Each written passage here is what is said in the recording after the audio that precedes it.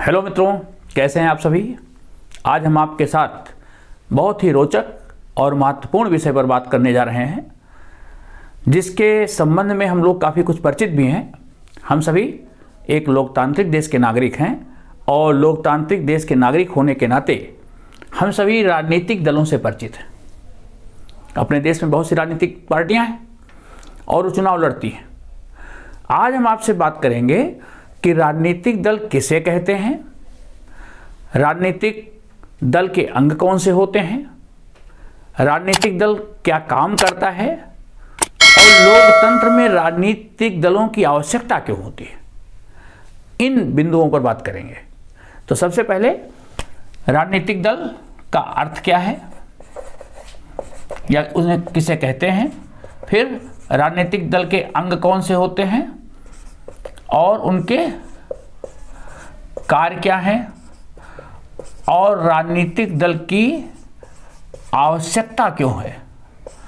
क्या लोकतंत्र में बिना राजनीतिक दल के सरकारें नहीं चल सकती। ये चर्चा के मुख्य बिंदु हैं। आइए अब हम अपनी चर्चा को आगे बढ़ाते हैं। हमने चुनाव में देखा होगा कि हमारे यहाँ एमपी एमएलए के चुनाव होते हैं और उन चुनावों को भी आपने देखा होगा। बहुत सी राजनीतिक पार्टियां अपने उम्मीदवार को चुनाव में उतारती हैं। तो राजनीतिक दल और कुछ ऐसी पार्टियां होती हैं जो पार्टी आधार पर नहीं बल्कि स्वतंत्र उम्मीदवार या निर्दलीय उम्मीदवार के रूप में भी आपने कैंडिडेट को देखा होगा। अब प्रश्न है कि निर्दलीय और राजनीतिक दल दोनों में क्या अंतर है। राजनीतिक दल किसे कहते हैं। एक ऐसा संगठित समूह, राजनीतिक दल की परिभाषा ये है, लोगों का एक ऐसा संगठित समूह जो चुनाव में भाग लेता है और नंबर एक चुनाव में भाग लेता है, नंबर दो वो सरकार में सत्ता प्राप्त करने के उद्देश्य से काम करता है। राजनीतिक दल का उद्देश्य सरकार में सत्ता प्राप्त करना भी होता है। चुनाव में भाग लेना, सरकार में सत्ता प्राप्त करना। अब ऐसे लोगों का जो संगठित समूह होता है उसको राजनीतिक दल कहते हैं। संगठित समूह को राजनीतिक दल कहेंगे जिसका उद्देश्य पहला चुनाव में भाग लेना होगा और सरकार में सत्ता प्राप्त करना। तो 2 पॉइंट। प्रत्येक राजनीतिक दल के कुछ नीतियां होती हैं। राजनीतिक दल की नीतियां होती हैं, कार्यक्रम होते हैं। पहली बात तो स्पष्ट हो ही गई है कि वो चुनाव में भाग लेते हैं।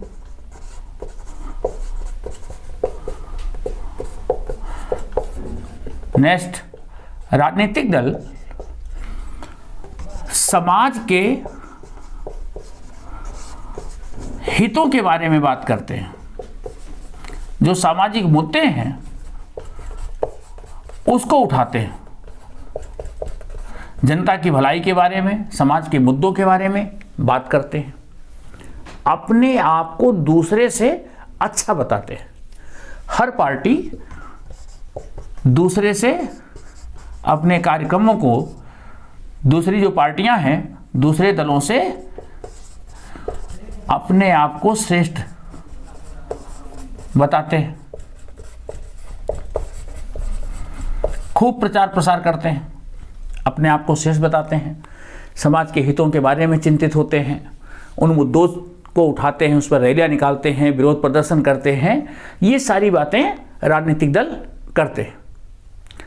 तो अगर 2 शब्दों में हम इसकी परिभाषा को देखें तो राजनीतिक दल एक ऐसे संगठित समूह को कहते हैं, ऐसे लोगों का संगठित समूह जो चुनाव में भाग लेता है और सरकार में सत्ता प्राप्त करने के उद्देश्य से काम करता है।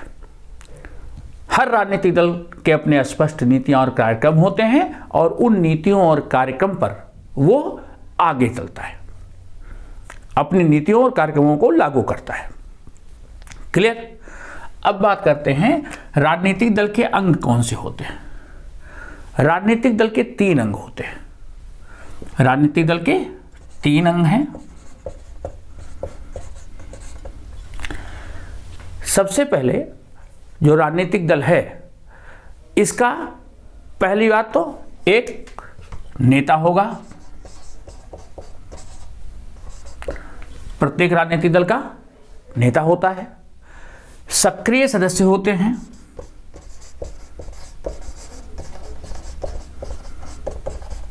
प्रत्येक राजनीतिक दल के कुछ ऐसे सक्रिय सदस्य होते हैं जो बढ़ चढ़ करके कार्यक्रमों में हिस्सेदारी लेते हैं और वो पार्टी की सदस्यता प्राप्त लोग होते हैं। वो पार्टी की नीतियों और कार्यक्रमों से सहमत होते हैं, सक्रिय सदस्य के रूप में काम करते हैं। तीसरे, कुछ इसके अनुयायी या समर्थक होते हैं। प्रत्येक राजनीतिक दल की नीतियों और कार्यक्रमों के कुछ समर्थक लोग होते हैं।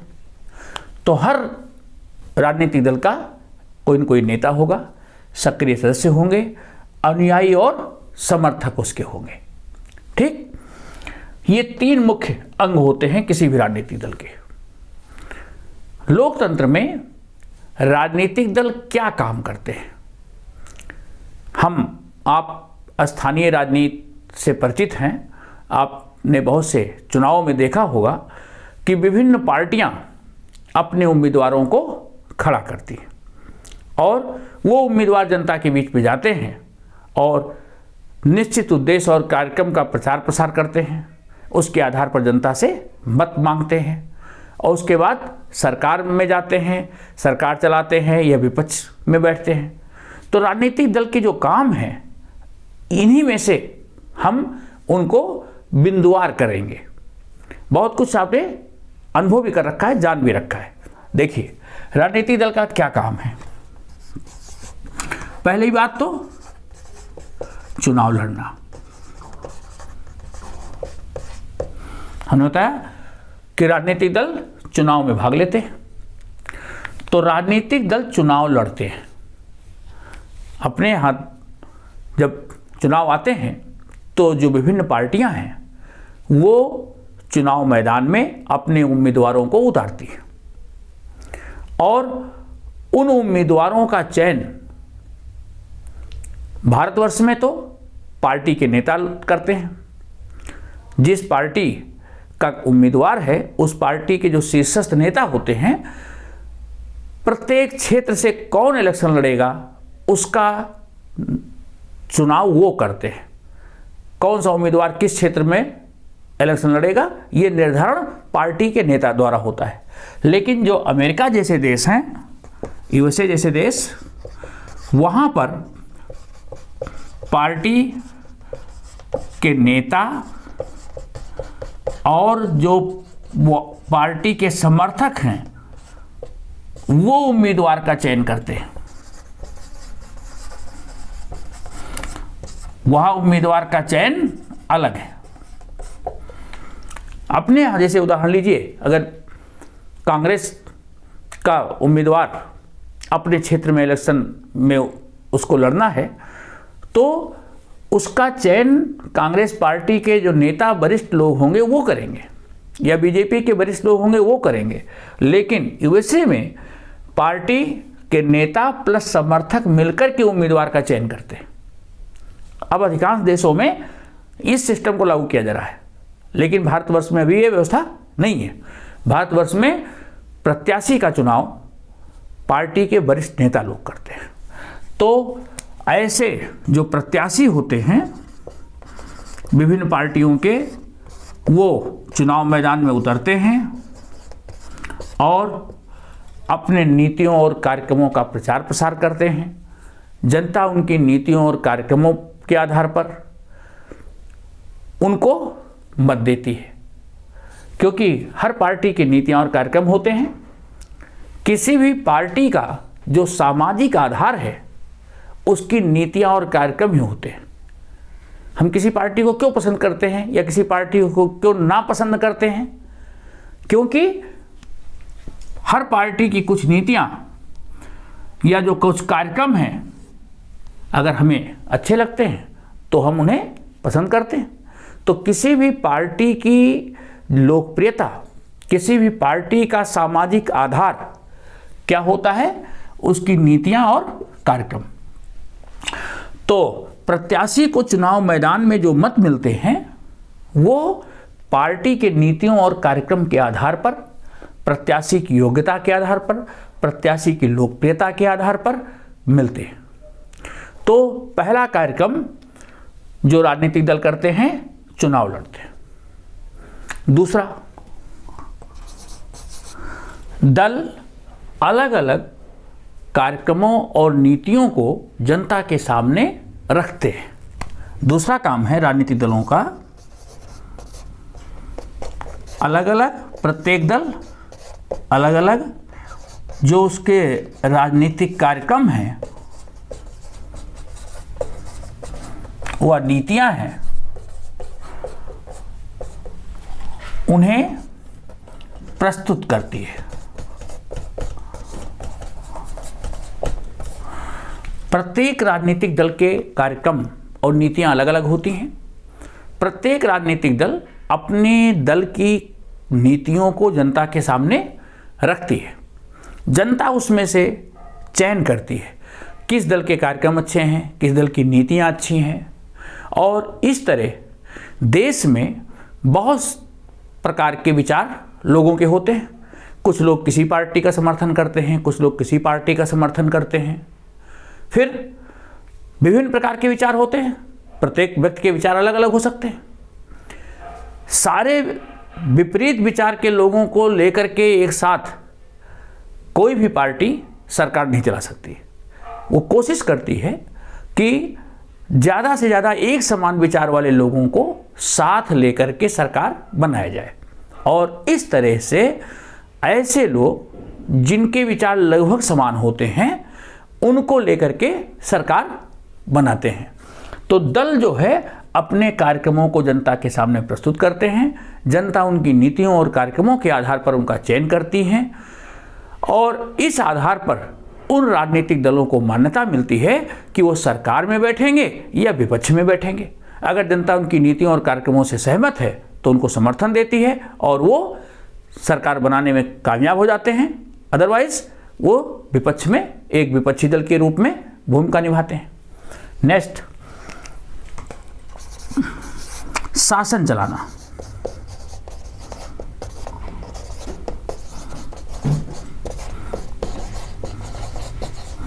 कानून निर्माण। कानून निर्माण जब विपक्षी दल और सत्ता पक्ष दोनों के द्वारा कानून का निर्माण होता है। राजनीतिक दल लोकतंत्र में कानून का निर्माण करते हैं, चाहे वो प्रांत स्तर की सरकार हो या केंद्र स्तर की सरकार हो। राजनीतिक दल कानून निर्माण में भूमिका अदा करते हैं। विधायिका में जब कोई भी कानून बनना होता है तो उस पर बहस होती है और उसमें सत्ता पक्ष और विपक्ष दोनों भाग लेते हैं। तो इस प्रकार राजनीतिक दलों की जो भूमिका है वो कानून निर्माण में सहयोगी है। कानून निर्माण में उनकी भूमिका होती है। हर चीज़ बहस हो करके दोनों की सहमत असहमत और उसके बाद उसके ऊपर मतदान हो करके अगर वो विचार या वो प्रस्ताव पर्याप्त समर्थन प्राप्त करता है तभी वो विधेयक कानून बनता है। तो इस तरह से कानून निर्माण में इनकी भूमिका होती है। दूसरा, साथ साथ वो शासन भी चलाते हैं। जो राजनीतिक दल हैं उनका काम शासन का संचालन करना भी है। कानून निर्माण और शासन संचालन ये दोनों काम करते हैं। शासन संचालन कैसे? जिस पार्टी को बहुमत प्राप्त होता है उस पार्टी के लोग सरकार का संचालन करते हैं। उस पार्टी के लोगों के द्वारा उनके जो वरिष्ठ नेता हैं, मंत्रियों का चयन होता है, उनको प्रशिक्षित किया जाता है और वो पार्टी की नीतियों के अनुसार सरकार का संचालन करते हैं। जो पार्टी के वरिष्ठ नेता हैं उनसे प्राप्त निर्देशों के अनुसार पार्टी की नीतियों और सरकार के कार्यक्रमों को लागू करते हैं। तो शासन चलाना और कानून निर्माण, दो काम इनका होता है। विपक्षी दल की भूमिका।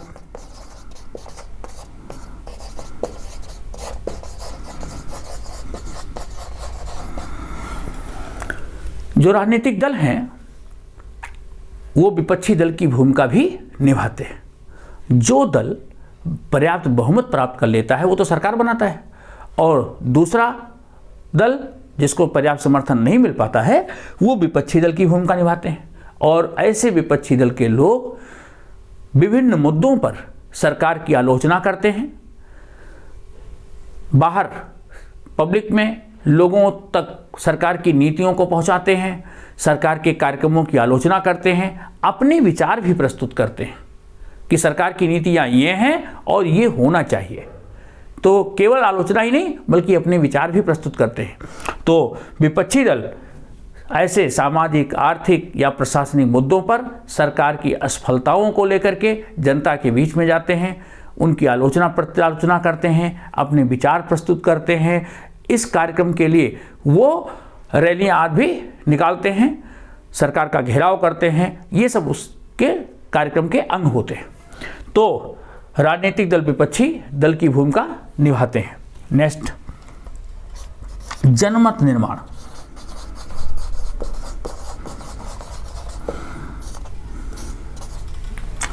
जो राजनीतिक दल होते हैं वो जनमत का निर्माण करते हैं, क्योंकि जो राजनीतिक दल हैं उनका जो संगठनात्मक ढांचा होता है वो समाज के अंतिम छोर तक होता है। प्रत्येक राजनीतिक दल के जो सदस्य हैं या उनके मित्र हैं या उनका जो संगठन है समाज में दूर दूर तक, गांव-गांव तक है। बहुत से दबाव समूह उनके साथ रहते हैं और ऐसी स्थिति में सरकार की नीतियों को जनता तक पहुंचाते हैं, सरकार के गलत कार्यों का प्रचार प्रसार करते हैं। उन ऐसे जो प्रमुख मुद्दे हैं उन मुद्दों को जोर शोर से उठाते हैं और इस तरह सरकार के विरुद्ध वो एक राय का निर्माण करते हैं। तो आम जनता सरकार के कार्यक्रमों से परिचित होती है और ये परिचित कराने का काम कौन करते हैं? विपक्षी लोग। विपक्षी लोग जनमत के निर्माण में सहायक होते हैं। सत्ता पक्ष के लोग भी जनमत का निर्माण करते हैं। सत्ता पक्ष के लोग सरकार के कार्यक्रमों को सकारात्मक ढंग से जनता के सामने प्रस्तुत करते हैं और विपक्षी दल उसको नकारात्मक ढंग से प्रस्तुत करते हैं। तो जनमत का निर्माण दोनों करते हैं। विपक्षी दल ज़्यादातर सरकार की आलोचना करके जनता के विचारों को सरकार के विरुद्ध करना चाहता है और अपने पक्ष में जनता का मत प्राप्त करना चाहता है। तो सरकार के कार्यक्रमों का जनता तक पहुंचाना अपने मित्रों, अपने संगठनात्मक ढांचे के माध्यम से, दबाव समूहों के माध्यम से, ये सारा काम राजनीतिक दल करते हैं। नेक्स्ट, जो सत्ता पक्ष के लोग होते हैं वो सरकार के जो कल्याण कार्यक्रम हैं वह नीतियां हैं इनको जनता तक पहुंचाते हैं। अभी हमने बताया कि जनमत निर्माण लोकतंत्र का एक प्रमुख हिस्सा है। सत्ता पक्ष और विपक्ष दोनों चाहते हैं कि हम जनमत का निर्माण करें, जनता का मत अपनी ओर आकर्षित करें, जनता का फेवर उसकी पार्टी के प्रति हो। तो जो सरकार है, सरकार के द्वारा संचालित जो विभिन्न कल्याण कार्यक्रम हैं या सरकारी जो नीतियां हैं, समाज के सुधार के लिए, जनता के कल्याण के लिए सरकार ऐसी बहुत सी योजनाएं चलाती है। तो उन योजनाओं को जनता तक पहुंचाने का काम राजनीतिक दल करते हैं।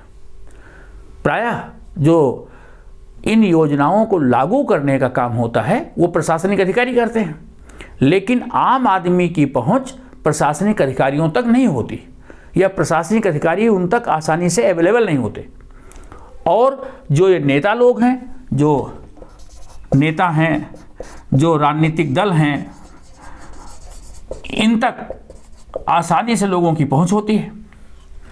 तो लोग इन तक पहुंचते हैं, ये लोगों तक पहुंचते हैं, क्योंकि ये भी लोगों के बीच से आए होते हैं। तो ये सरकार की नीतियों, सरकार की योजनाओं को जनता तक ले जाने का काम करते हैं कि ये योजनाएं हैं और इन योजनाओं का लाभ लोगों तक पहुंच भी रहा है या नहीं। ये सारा काम जनमत निर्माण का ही एक हिस्सा है। तो सरकारी योजनाओं को जनता तक पहुंचाना, आज आप देखिए समाज में बहुत सी योजनाएं प्रधानमंत्री के नाम से चलाई जा रही हैं। तो ऐसी सरकार की जो कल्याणकारी योजनाएं हैं वो जनता तक पहुंच भी रही हैं, नहीं पहुंच रही हैं, ये सब देखना जो दल विशेष के लोग होते हैं वो करते हैं। ठीक, तो सरकारी योजनाओं को, सरकार के कल्याण कार्यक्रमों को जनता तक ले जाने का काम भी राजनीतिक दल करते हैं। ये तो हो गए सरकार के कार्यक्रम। अब लोकतंत्र में राजनीतिक दल की आवश्यकता क्यों है? क्या बिना राजनीतिक दल के लोकतंत्र नहीं हो सकता? ये प्रश्न बड़ा विचारणीय है। आपने देखा होगा कि गांव में सरपंच के चुनाव होते हैं, वहां पार्टी नहीं होती, वहां अलग अलग उम्मीदवार खड़े होते हैं और हम सरपंच का चुनाव कर लेते हैं। क्या देश में इस प्रकार की व्यवस्था नहीं हो सकती? नहीं, ऐसा होता है राजनीति में और लोकतंत्र में।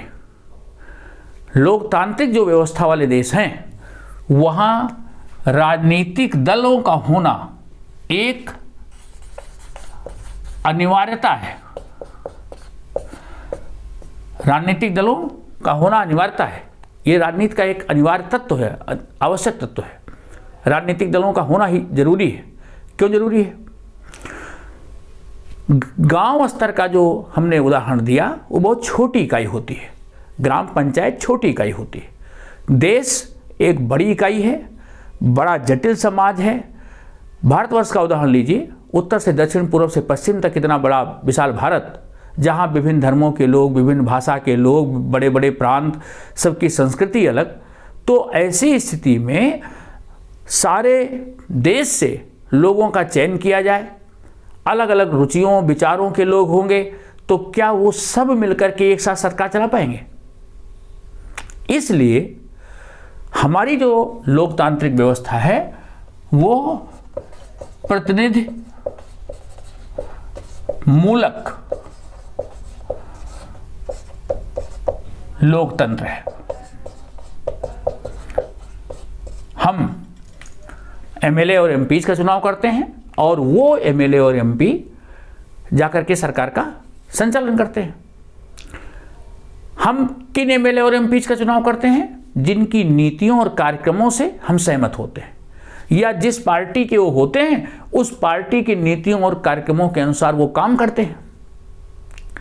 ओके, तो ऐसे एमएलए और एमपीज जो किसी पार्टी विशेष के होते हैं उनको उस दल के नीतियों और कार्यक्रमों के अनुसार काम करना होता है, पार्टी के नेताओं के निर्देशों का पालन करना होता है। इसलिए हम उन पर भरोसा कर सकते हैं। और अगर कोई व्यक्ति विशेष, पार्टी ना हो, देश में कोई दल ना हो और हम व्यक्तियों के आधार पर लोगों को चुने, तो हो सकता है कि वो व्यक्ति जिस कार्यक्रम और जिस नीति को लेकर के चुनाव में आया था उस कार्यक्रम पर वो सरकार चलाए या न चलाए, वहां उसकी जिम्मेदारी नहीं होगी। किंतु पार्टी के आधार पर अगर हमने व्यक्तियों का चुना है तो इस आधार पर व्यक्ति जो चुन करके जाता है उसको पार्टी के आधार पर सरकार के संचालन में योगदान देना होता है। और अगर कोई पार्टी इन सिद्धांतों को नहीं मानती तो अगली बार चुनाव में उसको असफलता का मुंह भी देखना पड़ता है। इसलिए जो भारत जैसे देश जहां प्रतिनिधित्व वाला लोकतंत्र है, प्रतिनिधि के आधार पर लोकतंत्र का संचालन होता है, वहां पर राजनीतिक दलों का होना आवश्यक है। क्योंकि राजनीतिक दल सरकार का निर्माण करते हैं, सरकार पर अंकुश रखते हैं, सरकार की नीतियों की आलोचना करते हैं, सरकार का समर्थन भी करते हैं। कई बार विपक्ष भी सत्ता पक्ष का किसी प्रश्न विशेष पर समर्थन भी करता है। तो राजनीतिक दल चूंकि सरकार का निर्माण भी करते हैं, अंकुश भी रखते हैं, आलोचना प्रत्यालोचना भी करते हैं, समर्थन भी करते हैं, तो इन सब कामों के लिए राजनीतिक दल आवश्यक है। ठीक, अब बात समझ गए। अगर राजनीतिक दल के बगैर हम सरकार बनाने की कोशिश करें तो पूरे भारतवर्ष से ऐसे 545 एमपी जाएंगे जिनकी सबकी विचारधारा अलग अलग होगी। तो आप सोचिए, क्या वो सारे विभिन्न विचारधारा वाले लोग मिलकर के सरकार चला पाएंगे? ये सरकार स्थिर होगी? चूंकि ये लोग पार्टी विशेष से बंधे होते हैं, भले उनकी विचारधारा अलग हो, लेकिन वो पार्टी के लिए एक साथ मिलकर के काम करते हैं। इसलिए ऐसे चुने गए लोग जब सरकार बनाते हैं तो वो सरकारें स्थिर होती हैं और वो देश को एक लाइन में, एक उनके नीतियों और कार्यक्रमों के अनुसार आगे ले जाने में अपनी भूमिका अदा करते हैं। इसलिए राजनीतिक दल की आवश्यकता होती है। तो मित्रों, आज आपने देखा कि राजनीतिक दल का अर्थ क्या है, इसके अंग क्या क्या है, कार्य राजनीतिक दल के क्या होते हैं। ये क्वेश्चन बहुत महत्वपूर्ण है, पूछा जाता है कि राजनीतिक दल के क्या कार्यक्रम हैं। राजनीतिक दल का कार्य आपके सामने है, इसका स्क्रीनशॉट भी ले सकते हैं। नेक्स्ट, राजनीतिक दल की आवश्यकता क्यों होती है। अगले वीडियो में हम आपसे चर्चा करेंगे कि राजनीतिक दल जो भारत में है उनके ऊपर कैसे नियंत्रण रखा जाए, उनकी चुनौतियां कौन सी हैं, प्रांत स्तरीय दल या राज्य स्तरीय दल कौन से होते हैं और केंद्र स्तरीय दल कौन से होते हैं। Okay, thanks. वीडियो कैसा लगा अपनी प्रतिक्रिया भी देंगे और अपने मित्रों को भी शेयर करें।